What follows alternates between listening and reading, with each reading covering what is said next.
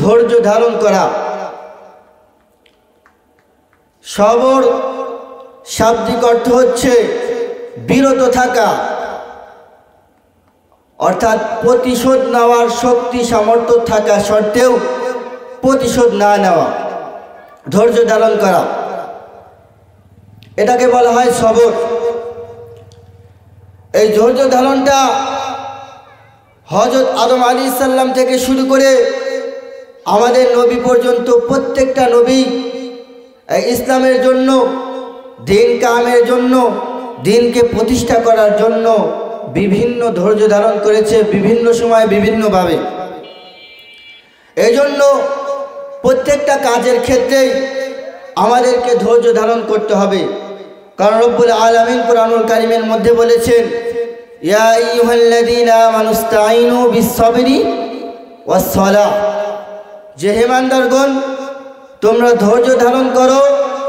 আমানুস্তাঈনু বিস-সাবরি ওয়াস-সালাহ, অর্থাৎ আমার কাছে সাহায্য চাও।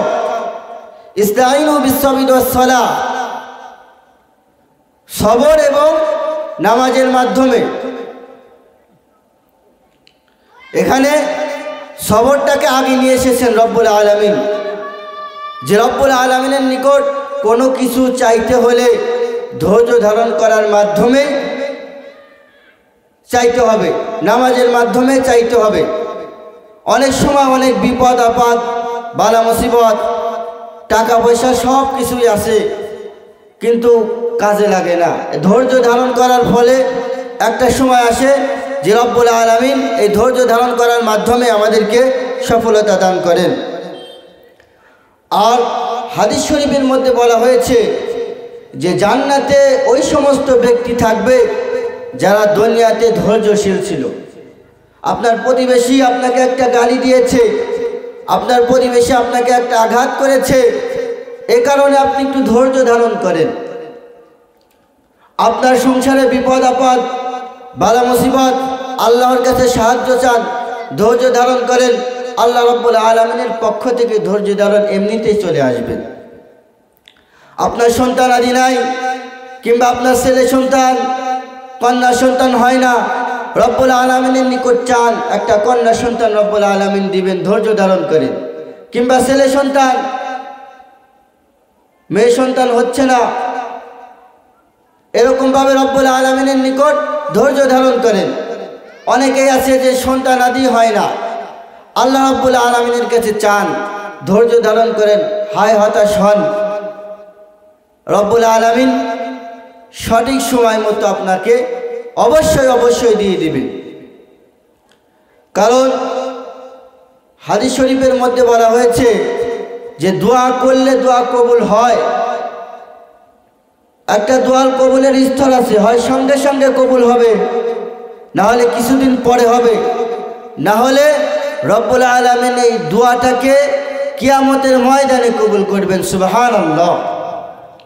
এই জন্য আমাদেরকে সব সময় সকল বিষয়ে ধৈর্য ধারণ করতে হবে। প্রত্যেকটা নবীজি ধৈর্য ধারণ করেছেন, ইসলামের দাওয়াত দেওয়ার ক্ষেত্রে থেকে শুরু করে সকল বিষয়ে ধৈর্য ধারণ করেছেন। একটা সন্তান আদি মারা গিয়েছে, রব্বুল আলামিন আপনার থেকে নিয়ামতটাকে ছিনিয়ে নিয়েছে, আপনি ধৈর্য ধারণ করেন। হযরত উম্মে সুলাইম রাদিয়াল্লাহু তাআলা আনহা, যিনি হযরত তালহা রাদিয়াল্লাহু তাআলা আনহুর স্ত্রী, উম্মে সুলাইম রাদিয়াল্লাহু তাআলা আনহার ছোট্ট একটা সন্তান ছিল। ছোট্ট সন্তানটাকে রেখে তালহা রাদিয়াল্লাহু তাআলা আনহু ব্যবসা বাণিজ্যের জন্য দেশের বাহিরে চলে গিয়েছিলেন। উম্মে সুলাইম রাদিয়াল্লাহু তাআলা আনহা ছোট্ট বাচ্চাটাকে লালন পালন করতে লাগলেন। হঠাৎ করেই আতঙ্কিতভাবে একটা অসুখ হয়ে গেল। এই অসুখ হওয়ার মাধ্যমে এই অসুখটা আস্তে আস্তে বাড়তেই লাগলো। এক পর্যায়ে সে কি করলো, অসুস্থ অবস্থায় তিনি মারা গেলেন। এরপর তালহা রাদিয়াল্লাহু তাআলা আনহু কিছুদিন পরে বাড়িতে আসলেন। আসার পর সারাদিন সফর থেকে এসেছে ক্লান্ত শরীর।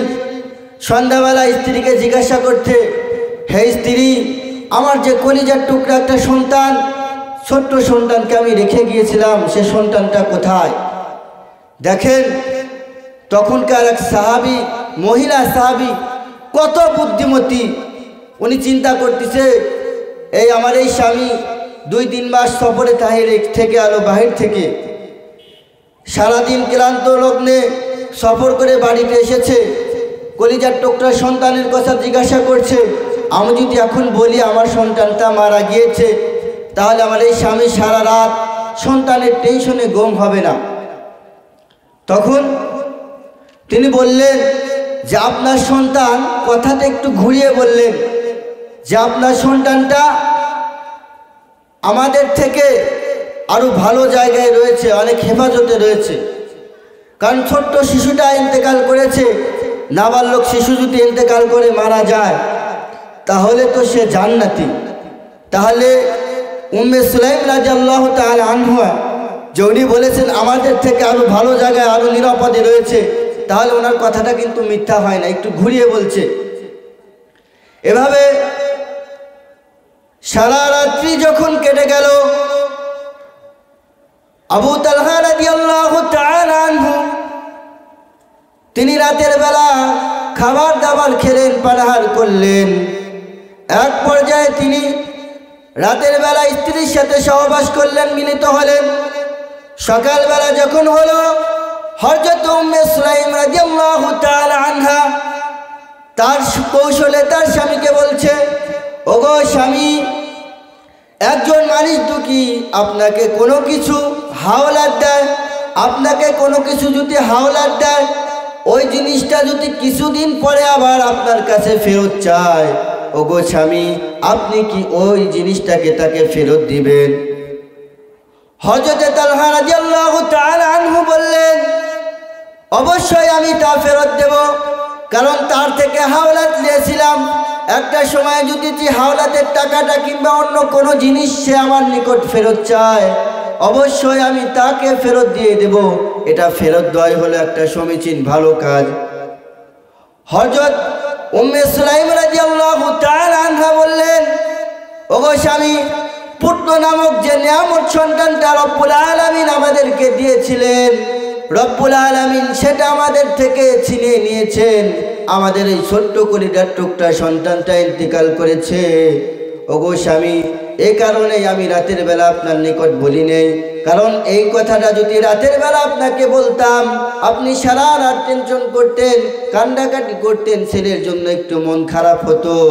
এই কারণে আমি রাতের বেলা আপনাকে কথাটা বলিনি, কারণ তিনি আমাদের থেকে ভালো জায়গায় রয়েছেন, তিনি চলে গিয়েছেন রব্বুল আলামিনের দরবারে। দেখেন একজন মহিলা সাহাবী কৌশল করে তার স্বামীকে সান্ত্বনা দিচ্ছে, অথচ স্বামীরই সান্ত্বনা দেওয়া উচিত ছিল যে মায়ের বুকটা খালি হয়ে গিয়েছে, কিন্তু মা করছে কে? স্বামীকে সান্ত্বনা দিচ্ছে যে এতদিন পরে বাড়িতে এসেছে, সফর করে এসেছে। এভাবেই তালহা রাদিয়াল্লাহু তাআলা আনহু সকালবেলা রাসূল করিম সাল্লাল্লাহু আলাইহি সাল্লামের দরবারে চলে গেলেন। রাসূল করিম সাল্লাল্লাহু আলাইহি সাল্লামকে গিয়ে রাতের পুরা ঘটনা খুলে বললেন। তালহা রাদিয়াল্লাহু তাআলা আনহুর মাথায় হাত বুলিয়ে রাসূলুল্লাহ সাল্লাল্লাহু আলাইহি সাল্লাম সান্ত্বনা দিলেন আর বললেন, তালহা, এরপর থেকে রব্বুল আলামিন তোমাকে আরো সন্তান দান করবে। রাতের বেলা যে উম্মে সুলাইম রাদিয়াল্লাহু তাআলা আনহার সাথে সহবাস করেছিল, তার মাধ্যমে তালহা রাদিয়াল্লাহু তাআলা আনহুর ঘরে রব্বুল আলামিন একটা ছেলে সন্তান, পুত্র সন্তান দান করলেন, যার নাম রাখলেন তালহা রাদিয়াল্লাহু তাআলা আনহু। ভালোবেসে আদর করে তার নাম রাখলেন হযরত আব্দুল্লাহ রাদিয়াল্লাহু তাআলা আনহু। আর এই আব্দুল্লাহ রাদিয়াল্লাহু তাআলা আনহুর রব্বুল আলামিন 7টা সন্তান দান করেছিলেন, ছেলে সন্তান। রাসূল করিম সাল্লাল্লাহু আলাইহি সাল্লামের দুয়ার বরকতে আব্দুল্লাহ রাদিয়াল্লাহু তাআলা আনহুকে 7টা সন্তান দান করেছিলেন। আর এই 7টা সন্তানই ছিল কোরআনের বড় বড় হাফেজ। সুবহানাল্লাহ। এজন্য রাসূল করিম সাল্লাল্লাহু আলাইহি সাল্লাম উম্মে সুলাইম রাদিয়াল্লাহু তাআলা আনহাকে বলেছিলেন যে উম্মে সুলাইম রাদিয়াল্লাহু তাআলা আনহা হচ্ছে বনি ইসরায়েলের নারীদের মতো ধৈর্যশীল। সুবহানাল্লাহ। এই জন্য আমাদেরকে সব সময় প্রত্যেকটা কাজেই, প্রত্যেকটা কাজকর্মে আমাদেরকে ধৈর্য ধারণ করতে হবে। সম্মানিত মুসল্লিগণ, এই ধৈর্য ধারণ প্রত্যেকটা নবী করেছেন। আদম আলাইহিস সালাম থেকে শুরু করে মুহাম্মদ আলাইহিস সালাম শেষ নবী পর্যন্ত প্রত্যেকটা নবী ধৈর্য ধারণ করেছেন। এই ধৈর্যের পরীক্ষা দিয়েছেন হযরত আইয়ুব আলাইহিস সালাম। হযরত আইয়ুব আলাইহিস সালামকে রব্বুল আলামিন সুন্দর স্ত্রী দান করেছিলেন, সুন্দর পুত্র পুত্রী দান করেছিলেন, সন্তানাদি দান করেছিলেন। তাকে রব্বুল আলামিন অনেক বাগান বাড়ি দান করেছিলেন। এমনকি রব্বুল আলামিন হযরত আইয়ুব আলাইহিস সালামকে নবুয়তের মর্যাদায় মর্জিতও করেছিলেন। একদিন শয়তান রব্বুল আলামিনকে ডেকে বলছেন, হে রব, আপনার বান্দা আইয়ুব সে তো এখন শুধু আপনার ইবাদত বন্দেগী করে, আপনার নামাজ কালাম পড়ে, রোজা রাখে, কোরআন তেলাওয়াত করে, তাসবিহ তাহলিল পড়ে। হে রব্বুল আলামিন, কারণ আপনি আইয়ুব আলাইহিস সালামকে সুন্দর স্ত্রী দান করেছেন, আদর্শবান ন্যায় পরায়ণ সন্তানাদি দান করেছেন, তাকে বাগান বাড়ি দান করেছেন, তাকে নবুয়তের মর্যাদায় মর্যাদা করেছেন। এখন হযরত আইয়ুব আলাইহিস সালাম আপনার শুকরিয়ার কৃতজ্ঞতা ছাড়া নামাজ কালাম ইবাদত বন্দেগী কোরআন তেলাওয়াত করা ছাড়া আর কি করবে? কারণ দুনিয়াতে তো তার চাওয়া পাওয়া কোনো কিছুই নাই। এভাবে শয়তান আল্লাহ রাব্বুল আলামিনের নিকট বলছেন, আইয়ুব আলাইহিস সালামের বিরুদ্ধে অভিযোগ করছে। রব্বুল আলামিন শয়তানকে ডেকে বললেন, হে শয়তান, তাহলে তুমি আইয়ুব আলাইহিস সালামকে তুমি পরীক্ষা নাও, তুমি পরীক্ষা করো তার ইমানি পরীক্ষা, সে আমাকে ভালোবাসে নাকি ভালোবাসে না, কিসের জন্য আমার ইবাদত করে, তোমাকে আমি তার ইচ্ছার অনুকূলে করে দিলাম। এবার শয়তান পরের দিন একজন চাষির বেশে এসে হযরত আইয়ুব আলাইহিস সালাম বাগানের মধ্যে ঘুরে বেড়াচ্ছেন, নামাজ কালাম ইবাদত বন্দেগী করছেন। শয়তান একজন চাষির বেশে এসে হযরত আইয়ুব আলাইহিস সালামের বাগানের মধ্যে আগুন লাগিয়ে দিলেন। বাগান সঙ্গে সঙ্গে পুড়ে ছারখার হয়ে গেল। এবার শয়তান একজন চাষির বেশে এসে হযরত আইয়ুব আলাইহিস সালামকে বললেন, হে আইয়ুব, তুমি তোমার রবের ইবাদত করো, তুমি তোমার রব্বুল আলামিনকে ইবাদত বন্দেগী করো, রব্বুল আলামিনের ডাকে সব সময় ডাকো। আর রব্বুল আলামিন তোমার সাথে কেমন আচরণ করলো, তোমার সাথে কেমন ব্যবহার আচরণ করলো যে তোমার বাগানের মধ্যে আগুন লাগিয়ে দিল। এবার হযরত আইয়ুব আলাইহিস সালামের বুঝতে আর বাকি রইল না যে এটা হলো ইবলিস, শয়তান। তখন হযরত আইয়ুব আলাইহিস সালাম শয়তানকে বলল, হে শয়তান, আমি তো তোমাকে স্পষ্ট শয়তান রূপে দেখতে পাচ্ছি, তুমি আমার এখান থেকে ভেগে যাও, ভেগে যাও। পরের দিন হযরত আইয়ুব আলাইহিস সালাম নামাজ পড়ছেন, ইবাদত বন্দেগী করছেন। আর হযরত আইয়ুব আলাইহিস সালামের স্ত্রী, তার সন্তান আদিরা ঘরে বসে খাবার খাচ্ছে, ছাদের নিচে খাবার খাচ্ছে। এমন সময় শয়তান গিয়ে ছাদটাকে ভেঙে তার স্ত্রী, সন্তান এবং পুত্রের উপর, সকলের উপর, মাথার উপর ছাদটা ভেঙে ফেলেছেন।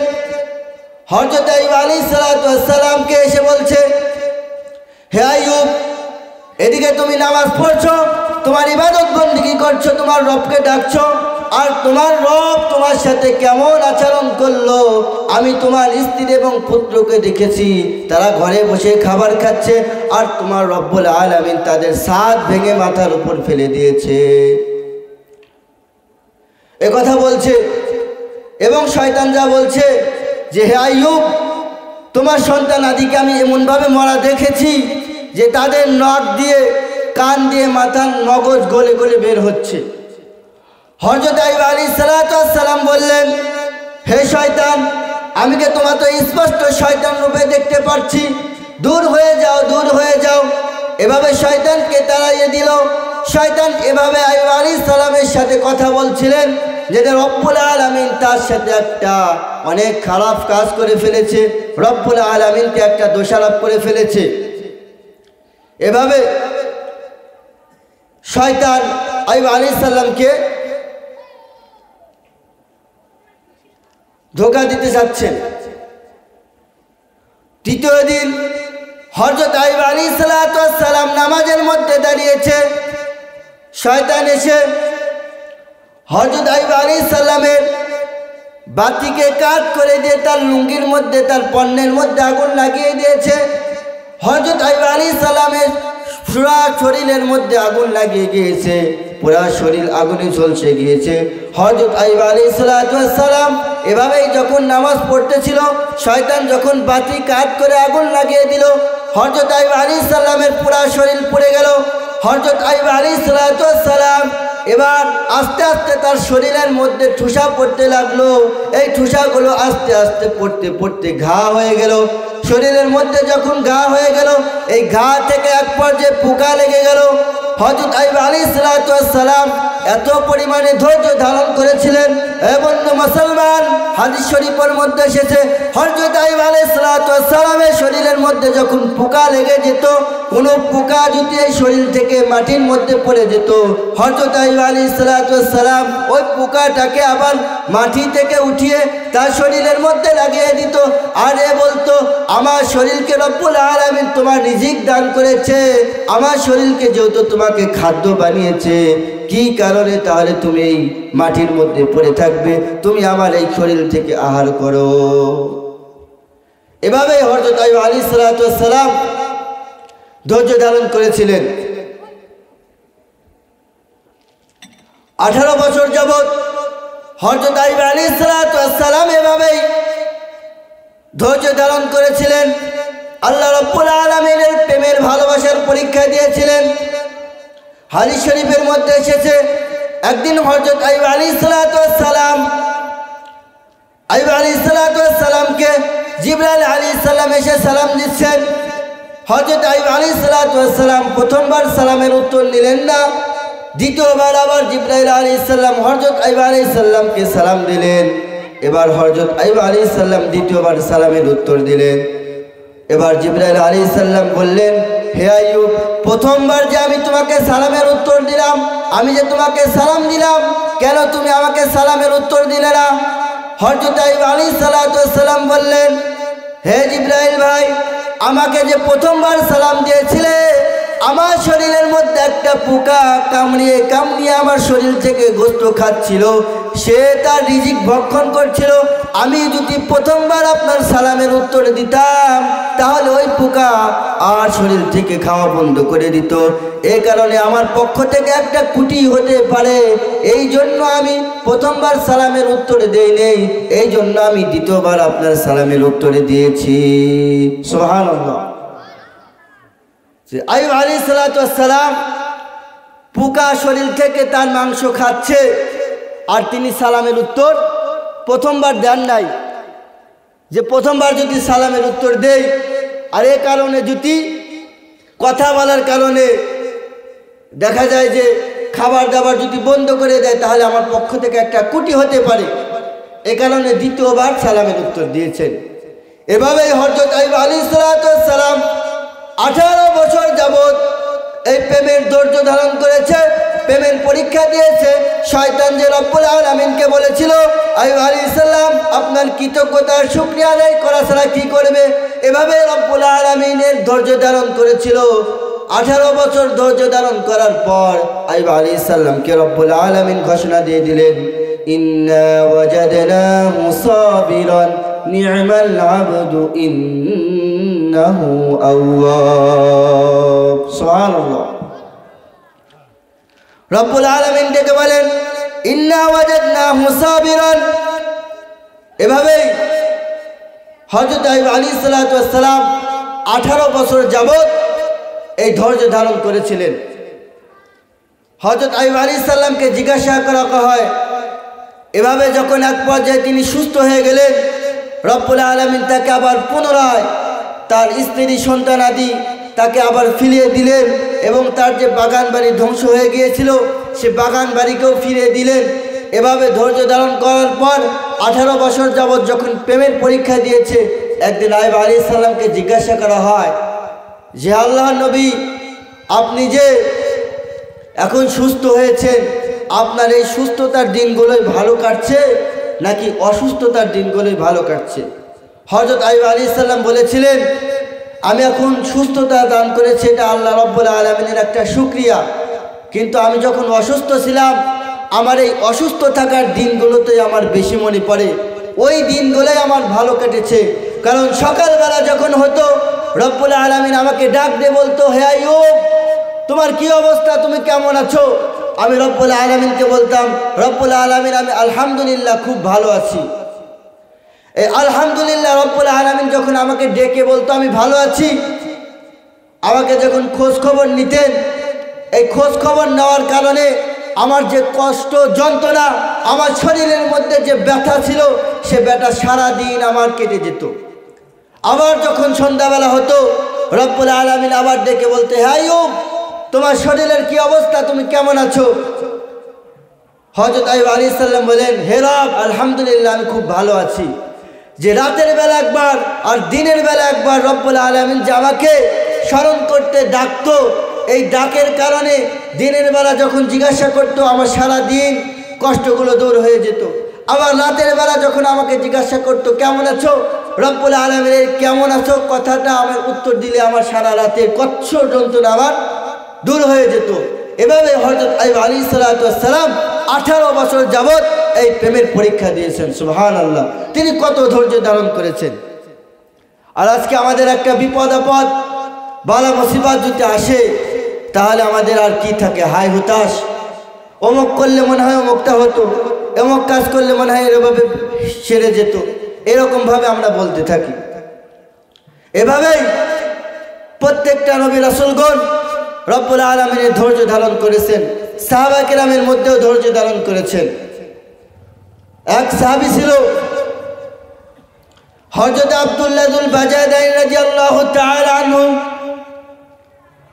হযরত আব্দুল্লাহ যুল বাজাদাইন রাদিয়াল্লাহু তাআলা আনহু নামে এক সাহাবী ছিলেন।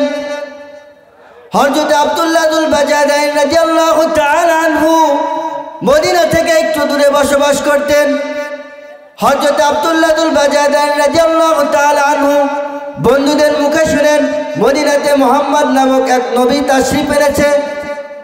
তখন তিনি মনে মনে ভাবতে লাগলেন, আমি মুহাম্মদ নামক যে নবী এসেছে আমি তার সাথে সাক্ষাৎ করব। এভাবে একদিন হযরত আব্দুল্লাহ রাদিয়াল্লাহু তাআলা আনহু মদিনায় রাসূল করিম সাল্লাল্লাহু আলাইহি সাল্লামের সাথে সাক্ষাতে গেলেন। সারা রাত সফর করার পর নবী করিম সাল্লাল্লাহু আলাইহি সাল্লামের দরবারে গেলেন। যাওয়ার পর নবী করিম সাল্লাল্লাহু আলাইহি সাল্লামের সাথে সাক্ষাৎ করলেন। সাক্ষাৎ করার পর তার মুখের বাণী শুনে তিনি ইসলাম গ্রহণ করলেন। আব্দুল্লাহ যুল বাজাদাইন রাদিয়াল্লাহু তাআলা আনহু ইসলাম গ্রহণ করে আবার বাড়ির দিকে রওনা হয়ে বাড়িতে ফিরে আসেন। বাড়ির সকল পরিবারের কেউ তখন ইসলাম গ্রহণ করেন নাই। হযরত আব্দুল্লাহ যুল বাজাদাইন রাদিয়াল্লাহু তাআলা আনহু এভাবে তিনি গোপনে গোপনে ইবাদত বন্দেগী করেন, নামাজ পড়েন, রোজা রাখেন, ইবাদত বন্দেগী করেন। তার মধ্যে একটা আলাদা ভাব চলে এসেছে। পরিবারের লোকেরা তার সন্তানাদি যেহেতু একটা বুঝতে পারলো যে আমার সন্তানের মধ্যে কেমন একটা পরিবর্তন ঘটেছে। এভাবেই চলতে লাগলো। চলতে চলতে আব্দুল্লাহ রাদিয়াল্লাহু তাআলা আনহুর চাচা একদিন রাদিয়াল্লাহু তাআলা আনহুকে বলছে, হে আব্দুল্লাহ তুমি কি ইসলাম গ্রহণ করেছো?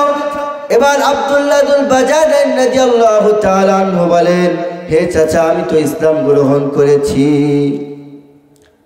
আব্দুল্লাহ রাদিয়াল্লাহু তাআলা আনহু চাচা বলে আমি ইসলাম গ্রহণ করেছি। তখন চাচা বলেন, ভাতিজা এখন আপনার দুইটা অপশন, আপনি যদি ইসলামের উপর অটল থাকেন তাহলে আপনার এ বাড়ি ছাড়তে হবে, আর যদি ইসলামকে ছেড়ে দেন নিজের ধর্মে চলে আসেন তাহলে আপনাকে আর বাড়ি ছাড়তে হবে না। আর সাহাবায়ে কিরাম যে একবার রাসূল করিম সাল্লাল্লাহু আলাইহি সাল্লামের দরবারে গিয়েছেন, রাসূল করিম সাল্লাল্লাহু আলাইহি সাল্লামের নিকট যে একবার ইসলাম গ্রহণ করেছেন, জীবন চলে গেছে, শেষ নিঃশ্বাস ত্যাগ হয়েছে, কিন্তু কে ইসলামকে ছাড়েন নাই। আব্দুল্লাহ রাদিয়াল্লাহু তাআলা আনহু এবার চাচাজিকে বললেন, হে চাচাজি আমি বাড়ি ছাড়তে রাজি, সম্পদ ছাড়তে রাজি, সব কিছু ছাড়তে রাজি, কিন্তু আমি ইসলামকে ছাড়তে রাজি না। আব্দুল্লাহ রাদিয়াল্লাহু তাআলা আনহুর কথা শুনে তার চাচাজি তাকে প্রহার করতে লাগলো, তাকে অনেক পেটন দিতে লাগলো, মারধর করতে লাগলো। আব্দুল্লাহ রাদিয়াল্লাহু তাআলা আনহুকে এভাবে এক পর্যায়ে মারতে মারতে বাড়ি থেকে বের করে দিলেন। তার শরীরের মধ্যে যে পোশাক আদি ছিল, এই পোশাক আদিগুলোকে উলঙ্গ অবস্থায় তার বাড়ি থেকে বের করে দিলেন। কিন্তু মা জননী, মমতার মা, নিজের কলিজার টুকরা সন্তান ছোট থেকে পর্যন্ত বড় করে এসেছে, লালন পালন করেছে। যতই তীরের কলিজার টুকরা সন্তান অন্য ধর্ম গ্রহণ না করুক, কিন্তু নিজের সন্তানের প্রতি তো একটা টান আছে। আব্দুল্লাহ রাদিয়াল্লাহু তাআলা আনহুকে তার মা গোপনে একটা বাড়ি থেকে চাদর নিয়ে বলছে, বাবারে এই চাদরটা তুমি তোমার পণ্যে পরে নাও, এই উলঙ্গ অবস্থায় বাড়ি থেকে বের হয়েও না, তাহলে মানুষজন লোকে তোমার খারাপ বলবে। আব্দুল্লাহ রাদিয়াল্লাহু তাআলা আনহুর মা গোপনে একটা চাদর দিয়ে দিলেন যে তোমার পণ্যে আবৃত করে তুমি মদিনার দিকে চলে যাও, রাসূল করিম সাল্লাল্লাহু আলাইহি সাল্লামের দরবারের দিকে চলে যাও। আব্দুল্লাহ রাদিয়াল্লাহু তাআলা আনহু এই চাদরটাকে তিনি ছিঁড়ে দুই টুকরা করে এক টুকরা নিজের পণ্যের মধ্যে আবৃত করলেন, আরেক টুকরা নিজের শরীরের মধ্যে আবৃত করে এবার মদিনার দিকে রওনা হয়ে গেলেন। সারা রাত্রি সফর করার পর মদিনার দিকে যখন সফর করতে করতে গেলেন, ফজরের নামাজের সময় হয়ে গেল। ফজরের নামাজ গিয়ে রাসূল করিম সাল্লাল্লাহু আলাইহি সাল্লামের নিকট পড়লেন। রাসূল করিম সাল্লাল্লাহু আলাইহি সাল্লামের পিছনে ফজরের নামাজ যখন পড়লেন, রাসূল করিম সাল্লাল্লাহু আলাইহি সাল্লাম ফজরের নামাজে সালাম ফেরার পর আব্দুল্লাহ যুল বাজাদাইন রাদিয়াল্লাহু তাআলা আনহুকে দেখে মুস্কি মুস্কি হেসে দিলেন।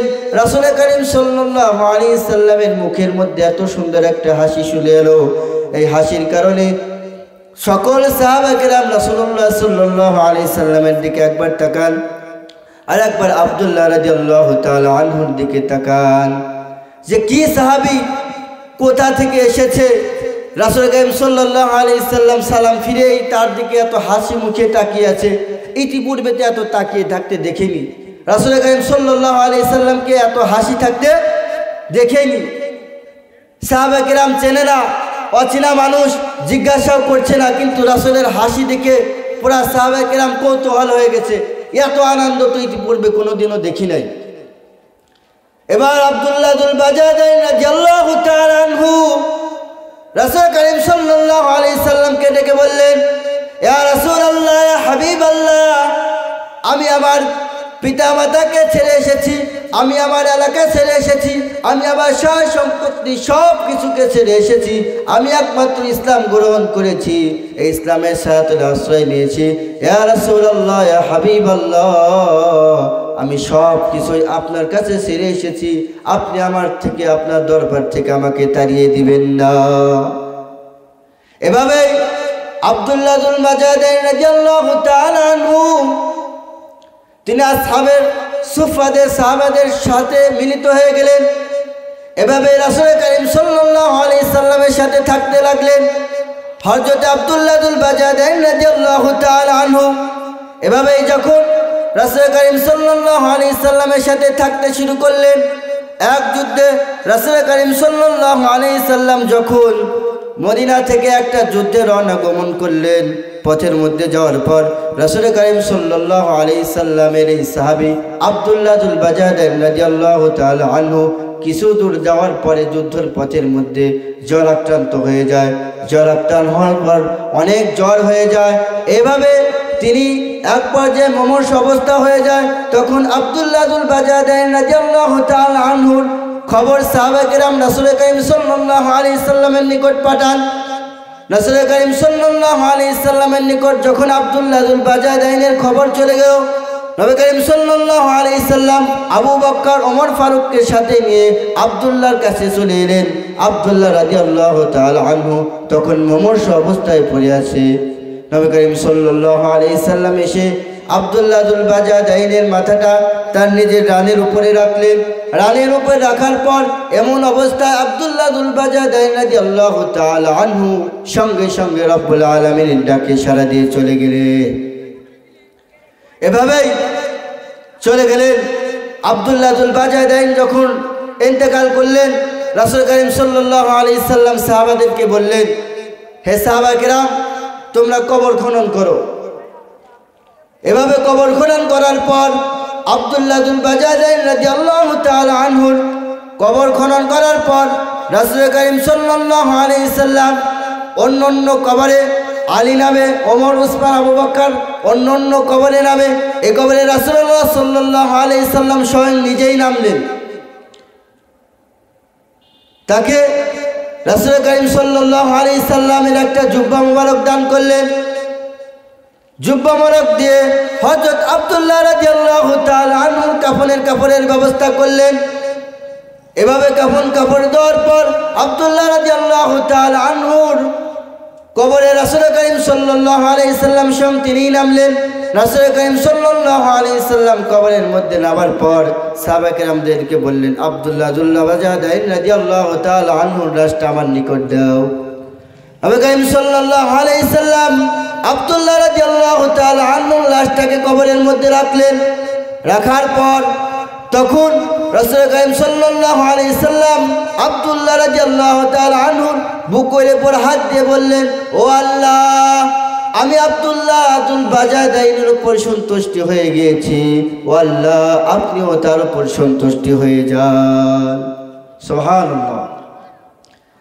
এই কথা দেখে, এই কার্যকলাপ দেখে হযরত ওমর ফারুক সিদ্দিক রাদিয়াল্লাহু তাআলা আনহু কবরস্থ করার পরে সে আফসোস করছে, এই আব্দুল্লাহ রাদিয়াল্লাহু তাআলা আনহুর পরিবর্তে যদি আমার লাশ হতো, আমার যদি লাশটা হতো, তাহলে আমি একজন সৌভাগ্যবান সাহাবাদের অন্তর্ভুক্ত হয়ে যেতাম।